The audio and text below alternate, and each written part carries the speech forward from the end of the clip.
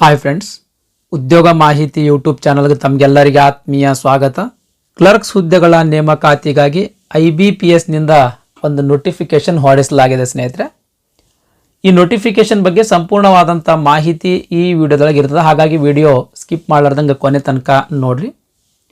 ಭಾರತದಾದ್ಯಂತ ಒಟ್ಟಾರೆಯಾಗಿ 6128 ಹುದ್ದೆಗಳು ಖಾಲಿ ಇರ್ತಕ್ಕಂಥದ್ದು. ಈ 6128 ಹುದ್ದೆಗಳಲ್ಲಿ 457 ಹುದ್ದೆಗಳು ಕರ್ನಾಟಕದಲ್ಲಿ ಖಾಲಿ ಇರ್ತಕ್ಕಂಥದ್ದು ಸ್ನೇಹಿತರೆ. ಅಂದರೆ ಕರ್ನಾಟಕದಲ್ಲಿನ ವಿವಿಧ ಬ್ಯಾಂಕ್ಗಳಲ್ಲಿ ಈ 457 ಕ್ಲರ್ಕ್ ಹುದ್ದೆಗಳು ಖಾಲಿ ಇರ್ತಕ್ಕಂಥದ್ದು. ಪ್ರಮುಖ ದಿನಾಂಕಗಳ ಬಗ್ಗೆ ನೋಡೋಣ ಸ್ನೇಹಿತರೆ. ಈ ಹುದ್ದೆಗಳಿಗೆ ಅರ್ಜಿ ಸಲ್ಲಿಸ್ಲಕ್ಕ ಪ್ರಾರಂಭ ದಿನಾಂಕ ಜುಲೈ 1, 2024.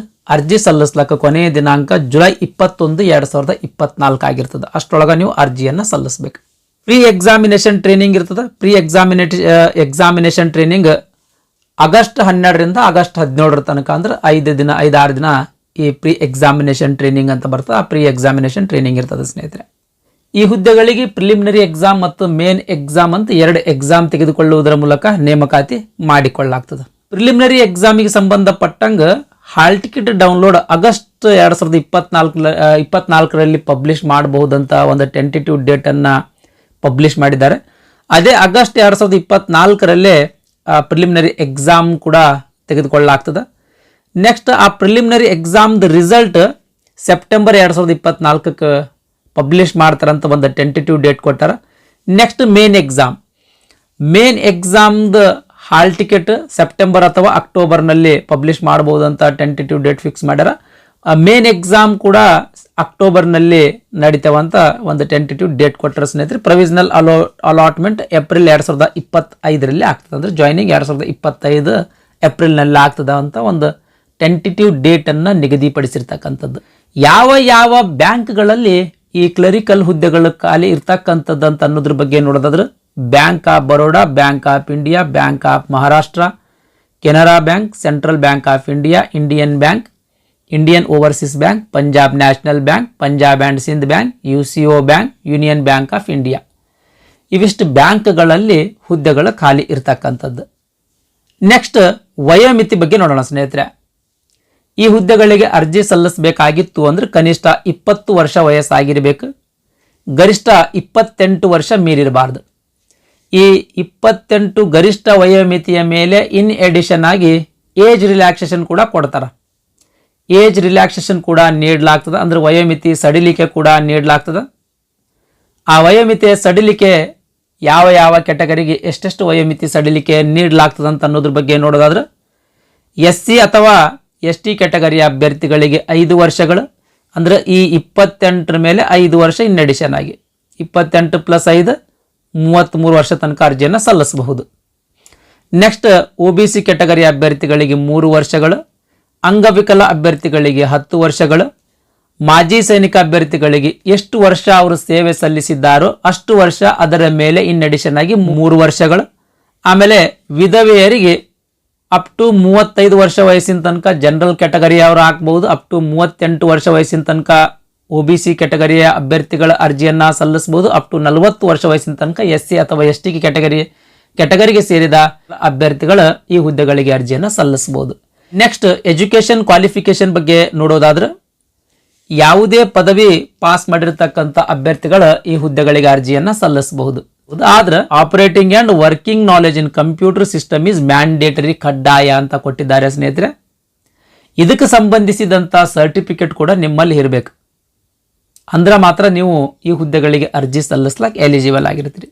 ಸರ್ಟಿಫಿಕೇಟ್ ಅಂದರೆ ಯಾವ, ಇನ್ ಕೇಸ್ SSLC ಮಟ್ಟದೊಳಗೆ, ಹೈಸ್ಕೂಲ್ ಮಟ್ಟದೊಳಗೆ ಇನ್ಫಾರ್ಮೇಷನ್ ಟೆಕ್ನಾಲಜಿಗೆ ಸಂಬಂಧಪಟ್ಟಂಗೆ ಓದಿದ್ದೀರಿ ಅಂತ ತಿಳ್ಕೊಳ್ರಿ. ಅದಕ್ಕೆ ಸಂಬಂಧಪಟ್ಟಂಥ ಸರ್ಟಿಫಿಕೇಟ್ ನಿಮ್ಮ ಕಡೆ ಇತ್ತು ಅಂದ್ರೂ ನಡೀತದೆ.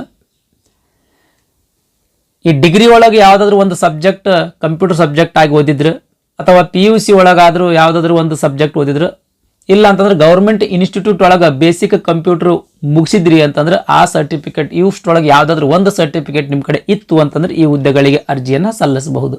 ಯಾವುದಾದ್ರೂ ಒಂದು ಡಿಗ್ರಿ ಪಾಸ್ ಮಾಡಿದವರು ಈ ಹುದ್ದೆಗಳಿಗೆ ಅರ್ಜಿ ಸಲ್ಲಿಸಬಹುದು ಅಂತ ಹೇಳಿದ್ದೆ. ಆ ಡಿಗ್ರಿಯನ್ನು ನೀವು ಜುಲೈ 21, 2024 ಕಂಪ್ಲೀಟ್ ಮಾಡಿರಬೇಕು. ಇನ್ನು ಫೈನಲ್ ಇಯರ್ ಎಕ್ಸಾಮ್ ಬರೆದು ರಿಸಲ್ಟ್ ವೇಟ್ ಮಾಡೋರು ಈ ಹುದ್ದೆಗಳಿಗೆ ಅರ್ಜಿ ಸಲ್ಲಿಸ್ಲಕ್ಕೆ ಎಲಿಜಿಬಲ್ ಇರುವುದಿಲ್ಲ. ನೆಕ್ಸ್ಟ್ ಇನ್ನೂ ಒಂದು ಪ್ರಮುಖವಾಗಿರ್ತಕ್ಕಂಥ ಮಾಹಿತಿ, ಅರ್ಜಿ ತುಂಬುವಂಥ ಸಂದರ್ಭದಲ್ಲಿ ನಿಮ್ಮದು ಡಿಗ್ರಿದ ಪರ್ಸಂಟೇಜ್ ಕೂಡ ಅಲ್ಲಿ ತುಂಬಬೇಕಾಗ್ತದೆ. ಡಿಗ್ರಿ ಪರ್ಸಂಟೇಜ್ ತುಂಬಬೇಕಾದ್ರೆ ಆ ಪರ್ಸಂಟೇಜ್ದು ಏನಾದರೂ ಫ್ರ್ಯಾಕ್ಷನ್ ಇದ್ದು ಅಂತ ತಿಳ್ಕೊಂಡ್ರೆ ಅದನ್ನು ಇಗ್ನೋರ್ ಮಾಡಬೇಕು. ಉದಾಹರಣೆಗಾಗಿ 55.49% ನಿಮ್ದಾದ ಅಂತ ತಿಳ್ಕೊಳ್ರಿ. 49% ಅಲ್ಲ, ಇದನ್ನು ಇಗ್ನೋರ್ ಮಾಡ್ಬೇಕು. ನೀವು 55% ಅಂತ ತುಂಬಬೇಕು. ಇನ್ ಕೇಸ್ ನಿಮ್ದು 59.99% ಇತ್ತು ಅಂತ ತಿಳ್ಕೊಳ್ರಿ, ಈ 99% ಇಗ್ನೋರ್ ಮಾಡ್ಬೇಕು. 59% ಅಂತ ತುಂಬಬೇಕು. ಮತ್ತು ನೀವು 60% ಅಂತ ರೌಂಡೆಡ್ ಮಾಡಬೇಡ್ರಿ, 59% ಅಂತಾನೆ ತುಂಬಬೇಕು ಸ್ನೇಹಿತರೆ. ನೆಕ್ಸ್ಟ್ ಎಕ್ಸಾಮಿನೇಷನ್ ಬಗ್ಗೆ ನೋಡೋಣ ಸ್ನೇಹಿತರೆ. ಆಗಲೇ ಹೇಳಿದೆ ನಾನು, ಪ್ರಿಲಿಮಿನರಿ ಎಕ್ಸಾಮ್ ಮತ್ತು ಮೇನ್ ಎಕ್ಸಾಮ್ ತೆಗೆದುಕೊಳ್ಳುವುದರ ಮೂಲಕ ನೇಮಕಾತಿ ಮಾಡಿಕೊಳ್ಳಲಾಗ್ತದ ಅಂತ ಹೇಳಿದೆ. ಈ ಎರಡೂ ಎಕ್ಸಾಮ್ಗಳದ ಎಕ್ಸಾಮ್ದು ಪ್ಯಾಟರ್ನ್ ಏನದಲ್ಲ, ಮಲ್ಟಿಪಲ್ ಚಾಯ್ಸ್ ಕ್ವಶನ್ಸ್ ಪ್ಯಾಟರ್ನ್ ಇರ್ತದೆ. ಅಂದರೆ ಒಂದು ಕ್ವಶನ್ ಇರ್ತದೆ, ಅದಕ್ಕೆ 4 ಆಪ್ಷನ್ಸ್ ಕೊಟ್ಟಿರ್ತಾರಲ್ಲಿ, ಅದರಲ್ಲಿ ಒಂದು ಸರಿಯಾದ ಉತ್ತರವನ್ನು ಟಿಕ್ ಮಾಡೋದಿರ್ತದೆ. ಈ ರೀತಿಯ ಒಂದು ಕ್ವಶನ್ ಪೇಪರ್ ಪ್ಯಾಟರ್ನನ್ನು ಈ ಎಕ್ಸಾಮ್ಗಳು ಹೊಂದಿರ್ತಾವೆ. ಪ್ರಿಲಿಮಿನರಿ ಎಕ್ಸಾಮು 100 ಮಾರ್ಕ್ಸಿಂದ ಇರ್ತದೆ, ಮೇನ್ ಎಕ್ಸಾಮ್ 200 ಮಾರ್ಕ್ಸಿಂದ ಇರ್ತದೆ. ಈ ಪ್ರಿಲಿಮಿನರಿ ಎಕ್ಸಾಮ್ ಏನದಲ್ಲ ಕ್ವಾಲಿಫೈಯಿಂಗ್ ಎಕ್ಸಾಮ್.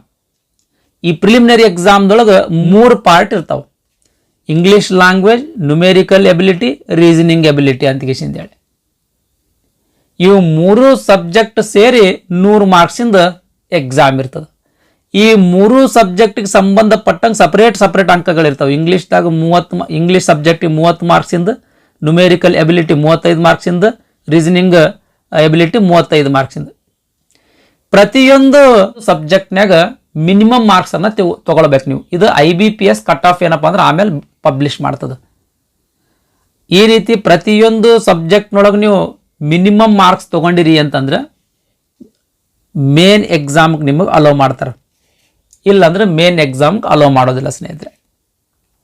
ಈ ಪ್ರಿಲಿಮಿನರಿ ಎಕ್ಸಾಮ್ದೊಳಗೆ ಏನು ಮಾರ್ಕ್ಸ್ ತಗೋತಿರಲ್ಲ ಅದು ಮೆರಿಟ್ ಲಿಸ್ಟಿಗೆ ಗಣನೆಗೆ ತೆಗೆದುಕೊಳ್ಳಂಗಿಲ್ಲ. ನೆಕ್ಸ್ಟ್ ಮೇನ್ ಎಕ್ಸಾಮ್ ಆಗ್ಲಿ ಹೇಳ್ದಂಗೆ 200 ಮಾರ್ಕ್ಸಿಂದ ಇರ್ತದೆ. ಒಟ್ಟು 160 ನಿಮಿಷ ಸಮಯಾವಕಾಶ ಇರ್ತದೆ.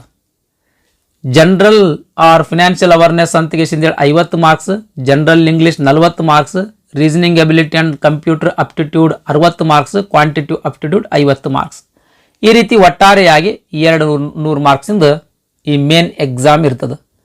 ಈ 200 ಮಾರ್ಕ್ಸ್ ಒಳಗೆ ಯಾರು ಅತಿ ಹೆಚ್ಚು ಅಂಕಗಳ ಗಳಿಸಿರ್ತೀರಿ ಅಂತ ಅಭ್ಯರ್ಥಿಗಳನ್ನು ನೇಮಕಾತಿ ಮಾಡಿಕೊಳ್ಳಲಾಗ್ತದೆ.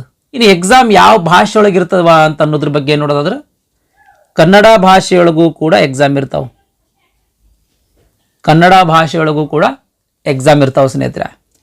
ನೆಕ್ಸ್ಟ್ ಅರ್ಜಿ ಸಲ್ಲಿಸುವ ವಿಧಾನದ ಬಗ್ಗೆ ನೋಡೋದಾದ್ರೆ IBPSದ ಅಫೀಷಿಯಲ್ ವೆಬ್ಸೈಟ್ಗೆ ಹೋಗಿ ಆನ್ಲೈನ್ ಮುಖಾಂತರ ಅರ್ಜಿಯನ್ನು ಸಲ್ಲಿಸಬೇಕು. ಯಾವ ರೀತಿ ಅರ್ಜಿ ಸಲ್ಲಿಸ್ಬೇಕಂತ ಅನ್ನೋದಕ್ಕೆ ಸಂಬಂಧಪಟ್ಟಂಗೆ ಇಲ್ಲಿ ಗೈಡ್ಲೈನ್ಸ್ ಕೊಟ್ಟಾರ ಸ್ನೇಹಿತರೆ, ದಯಮಾಡಿ ವಿಡಿಯೋ ಪಾಸ್ ಮಾಡಿ ನೋಡ್ರಿ. ಅದೇ ರೀತಿ ಈ ನೋಟಿಫಿಕೇಷನನ್ನು ಟೆಲಿಗ್ರಾಮ್ ಚಾನಲ್ಗೆ ಶೇರ್ ಮಾಡಿರ್ತೀನಿ. ಟೆಲಿಗ್ರಾಮ್ ಚಾನಲ್ದ ಲಿಂಕ್ ಈ ವಿಡಿಯೋದ ಡಿಸ್ಕ್ರಿಪ್ಷನ್ದಾಗ ಕೊಟ್ಟಿರ್ತೀನಿ. ಯಾರು ಇನ್ನೂ ತನಕ ಟೆಲಿಗ್ರಾಮ್ ಚಾನಲ್ ಜಾಯ್ನ್ ಆಗಿಲ್ಲ, ಕೂಡಲೇ ಟೆಲಿಗ್ರಾಮ್ ಚಾನಲ್ ಜಾಯ್ನ್ ಆಗಿ ಈ ನೋಟಿಫಿಕೇಷನನ್ನು ಡೌನ್ಲೋಡ್ ಮಾಡಿಕೊಂಡು ಅರ್ಜಿ ಸಲ್ಲಿಸುವುದಕ್ಕೆ ಸಂಬಂಧಪಟ್ಟಂಗೆ ಗೈಡ್ಲೈನ್ಸ್ ಕೊಟ್ಟರೆ ಅದನ್ನು ಕಂಪ್ಲೀಟ್ ಆಗಿ ಓದಿ ತದನಂತರ ಅರ್ಜಿಯನ್ನು ಸಲ್ಲಿಸ್ರಿ ಸ್ನೇಹಿತರೆ. ನೆಕ್ಸ್ಟ್ ವ್ಯಾಕೆನ್ಸಿ ಡೀಟೇಲ್ಸ್ ಬಗ್ಗೆ ನೋಡೋದಾದ್ರೆ ಕರ್ನಾಟಕದಲ್ಲಿ ಒಟ್ಟು 457 ಹುದ್ದೆಗಳು ಖಾಲಿ ಅದಾವೆ. ಯಾವ ಕ್ಯಾಟಗರಿಗೆ ಎಷ್ಟೆಷ್ಟು ಹುದ್ದೆಗಳು ಖಾಲಿ ಅದಾವ ಅಂತ ಇಲ್ಲಿ ಕೊಟ್ಟಾರ ಸ್ನೇಹಿತರೆ, ದಯಮಾಡಿ ವಿಡಿಯೋ ಪಾಸ್ ಮಾಡಿ ನೋಡ್ರಿ. Next preliminary and main examination centres ಬಗ್ಗೆ ನೋಡೋದಾದ್ರೆ ಅಂದ್ರೆ ಪರೀಕ್ಷಾ ಕೇಂದ್ರಗಳ ಬಗ್ಗೆ ನೋಡೋದಾದ್ರೆ ಕರ್ನಾಟಕದಲ್ಲಿ ಪ್ರಿಲಿಮಿನರಿ ಎಕ್ಸಾಮ್ ಇವಿಷ್ಟು ಸ್ಥಳಗಳಲ್ಲಿ ನಡೀತದೆ. ದಯಮಾಡಿ ವಿಡಿಯೋ ಪಾಸ್ ಮಾಡಿ ನೋಡ್ರಿ. ಅದೇ ರೀತಿ ಮೇನ್ ಎಕ್ಸಾಮಿನೇಷನ್ ಇವಿಷ್ಟು ಸ್ಥಳಗಳಲ್ಲಿ ನಡೀತದೆ. ಇದಿಷ್ಟು IBPSನಿಂದ ಹೊರಡಿಸಿರ್ತಕ್ಕಂಥ ಅಧಿಸೂಚನೆ ಬಗ್ಗೆ ಮಾಹಿತಿ ಆಗಿತ್ತು. ಈ ವಿಡಿಯೋ ನಿಮಗೆ ಇಷ್ಟ ಆಗಿತ್ತು ಅಂದರೆ ದಯಮಾಡಿ ಲೈಕ್ ಬಟನ್ ಮೇಲೆ ಪ್ರೆಸ್ ಮಾಡಿರಿ. ಅದೇ ರೀತಿ ನಿಮ್ಮ ಫ್ರೆಂಡ್ಸ್ರಿಗೂ ಕೂಡ ಶೇರ್ ಮಾಡಿರಿ ಅಂತ ವಿನಂತಿಸಿಕೊಳ್ತಾ ಇವತ್ತಿನ ವಿಡಿಯೋವನ್ನು ಮುಗಿಸ್ತಾ ಇದ್ದೀನಿ. ಧನ್ಯವಾದಗಳು.